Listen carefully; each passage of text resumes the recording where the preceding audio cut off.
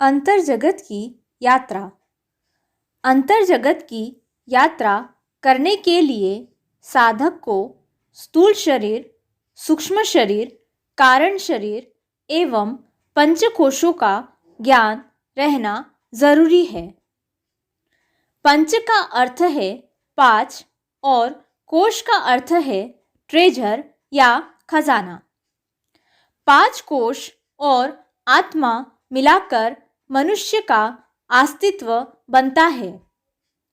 पंचकोशों के नाम इस प्रकार है। पहला अन्नमय कोश या फिजिकल लेयर, दूसरा प्राणमय कोश या वाइटल एयर लेयर, तीसरा मनोमय कोश या मेंटल लेयर, चौथा विज्ञानमय कोश या इंटेलेक्चुअल लेयर और पांचवा आनंदमय कोश या ब्लिस लेयर। जैसे जैसे हम अन्नमय कोश की ओर से आत्मा की ओर यात्रा करते हैं, वैसे वैसे कोश अधिक सूक्ष्म एवं व्यापक होते जाते हैं। जो जितना सूक्ष्म वह उतना अधिक व्यापक एवं प्रभावशाली रहता है। अन्नमय कोश को स्थूल शरीर या फिजिकल बॉडी कहते हैं। प्राणमय कोश, मनोमय कोश और विज्ञानमय कोश को मिलाकर सूक्ष्म शरीर या सटल बॉडी कहते हैं। आनंदमय कोश को कारण शरीर, कर्मणा शरीर या कॉजल बॉडी भी कहते हैं। पंचकोशों की साधना करके कर्मातीत अवस्था प्राप्त करना यही मनुष्य जीवन का उद्देश्य रहना चाहिए। तो अब हम पंचकोशों को विस्तार से जानेंगे। पहला कोश है अन्नमय कोश। इसे फिजिकल लेयर भी कहते हैं। अन्नमय कोश या फिजिकल लेयर यह मनुष्य का सबसे बाहर और इन आंखों से दिखाई देने वाला कोश है। अर्थात अगर हम बाहर से किसी मनुष्य को देखें तो यह सबसे पहला लेयर है। यह कोश अन्न से बना हुआ होता है। यह कोश मनुष्य के स्वास्थ्य से संबंधित है। इस कोश से संबंधित समस्याओं का निवारण उचित आहार, व्यायाम, औषधियों के माध्यम से होता है। प्राणमय कोश या वाइटल एयर लेयर, यह कोश मनुष्य का बाहर से दूसरा लेयर है। यह कोश प्राणमय ऊर्जा से बना हुआ होता है। यह कोश आंखों से दिखाई नहीं देता। यह कोश अन्नमय कोश से ज़्यादा सूक्ष्म और व्यापक है। इसकी साधना अर्थात इस कोश से संबंधित समस्याओं का निवारण प्राणायाम के माध्यम से होता है। मनोमय कोश या मेंटल लेयर, यह कोश मनुष्य का तीसरा कोश है। यह कोश मन के विचार, प्रतिक्रियाओं, इच्छाओं, मूड्स से बना हुआ होता है। इसकी साधना आध्यात्मिक ज्ञान और ध्यान द्वारा की जाती है। यह कोश प्राणमय कोश से ज़्यादा सूक्ष्म और व्यापक होता है। विज्ञानमय कोश या इंटेलेक्चुअल लेयर, यह लेयर मनुष्य का चौथा लेयर है। इस कोश द्वारा मनुष्य निर्णय करता है। इस कोश की साधना भी आध्यात्मिक ज्ञान और ध्यान द्वारा ही की जाती है।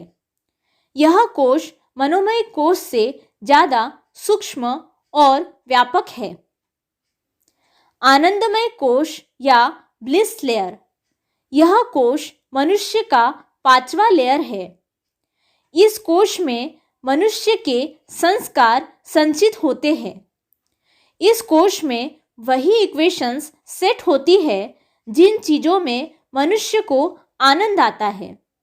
उदाहरण के तौर पर अगर मनुष्य ने पहली बार झूठ बोला और वह सज़ा से बच गया और फिर अगर उसने यह मान लिया कि झूठ बोलने में आनंद आता है, तो यही संस्कार उसके ब्लिस लेयर में जमा हो जाते हैं। मनुष्य के किए हुए कर्मों के इम्प्रेशंस भी इसी लेयर में जमा होते हैं। यह कोश विज्ञानमय कोश से भी अधिक सूक्ष्म और व्यापक है। अब हम देखेंगे कि आत्मा अर्थात सोल क्या है। आत्मा अर्थात माई सेल्फ या मैं, जो ब्लिस लेयर से भी ज़्यादा सूक्ष्म है और चैतन्य भी है। आत्मा अपने आनंदमय कोश में संचित संस्कारों के अनुसार अगले जन्म के लिए विज्ञानमय कोश, मनोमय कोश, प्राणमय कोश और अन्नमय कोश बना लेती है। जब किसी की मृत्यु होती है, तब उस मनुष्य की आत्मा अपने आनंदमय कोश के साथ जाकर अगला जन्म लेती है। आत्मा अपने मूल स्वभाव में सत, चित, आनंद स्वरूप है। जब किसी मनुष्य के आनंदमय कोश के संस्कार या इक्वेशंस आत्मा के मूल स्वभाव से मैच हो जाते हैं या समान हो जाते हैं, तब उस आत्मा को मुक्ति मिल जाती है। मुक्ति का अर्थ यह नहीं है कि आत्मा फिर से कभी जन्म नहीं लेती, परंतु मुक्ति का अर्थ है कि आत्मा 5000 वर्ष में अनेक बार जन्म लेकर अंत में परम धाम में जाती है और फिर वहाँ से उसे फिर से इस सृष्टि पर आना ही पड़ता है। अब हमें कर्मातीत अवस्था को प्राप्त करने के लिए क्या एफर्ट्स लेने चाहिए वह जानेंगे। 5000 वर्ष के कल्प के अंत में हर आत्मा को मुक्ति मिलती ही है। फिर प्रश्न यह उठता है कि इन पांचों लेयर्स को सुधारने की क्या आवश्यकता है।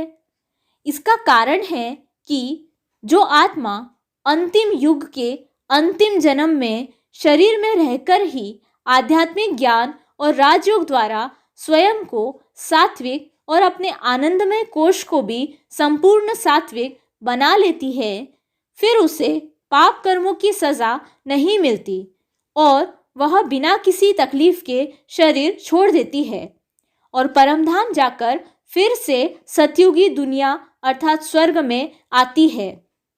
परंतु जो आत्मा स्वयं को और अपने आनंदमय कोश को अंतिम जन्म के शरीर में रहकर ही सतो प्रधान नहीं बना पाती, उसे फिर सजाएं खाकर मुक्ति मिलती है। अब हम देखेंगे कि राजयोग से जीवन मुक्ति कैसे और क्या है परमात्मा के अवतरण का कारण। सभी आत्माओं को पवित्र बनाने के लिए अर्थात आत्मा को और उसके आनंदमय कोश को सतोप्रधान बनाने के लिए या संपूर्ण सात्विक बनाने के लिए संगम युग में परमात्मा अवतरित होकर राजयोग और आध्यात्मिक ज्ञान की शिक्षा देते हैं। राजयोग में मुख्यतः 4 विषय होते हैं। पहला विषय है ज्ञान। इसमें परमात्मा मनुष्य को स्वयं का अर्थात आत्मा का, फिर परमात्मा का और सृष्टि चक्र का ज्ञान देते हैं। प्रतिदिन परमात्मा यह भी बताते हैं कि आत्मा को सतोप्रधान बनने के लिए क्या करना और क्या नहीं करना चाहिए। दूसरा विषय है योग।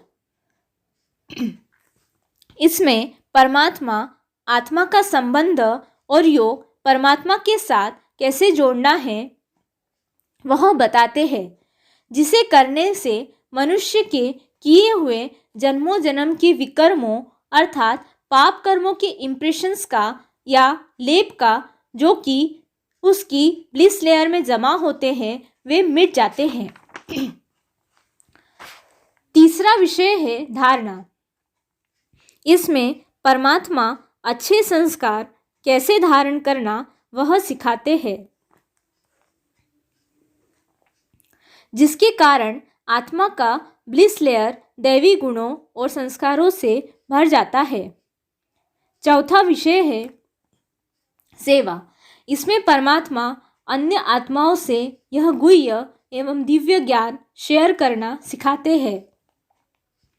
इसके कारण संपूर्ण कलयुग का विनाश हो एक नई दुनिया अर्थात स्वर्ग इस धरा पर आ जाता है।